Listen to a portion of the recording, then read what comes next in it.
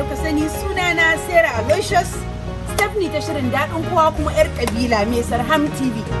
Kuna sane da cewa Alhamis da misalin karfe 6 na dare zan fara saka muku shiri na mai suna Rayuwar Fa'iza. Shiri ne mai dogon zango da zai rika zo muku duk ranar Alhamis. Labari ne mai nishaɗantarwa da ilmantarwa, musamman nishaɗi da faɗakarwa. Kawai ku je YouTube ɗina mai suna Sarham TV, ku danna ƙararrawa, ku danna min subscribe so da duk lokacin da na sa bidiyoyi nan da masu nishaɗantarwa a turo muku da notification. What are you waiting for crying out loud? Ni ce fa 'yar kabila, ni ce fa Stephanie ta shirin daɗin kwa matan Nasir. Ta yau za ku mun subscribe ba? Ku ɗau bidiyon nan ku share, da kai nake, kai ɗin da kake kallon bidiyon nan. Ka yi sharing, ka danna ƙararrawa, ka yi subscribing. Rayuwar Fa'iza zai fara zuwa muku kowace ranar Alhamis da misalin karfe 6 na yamma, aka ce ba na dare ba.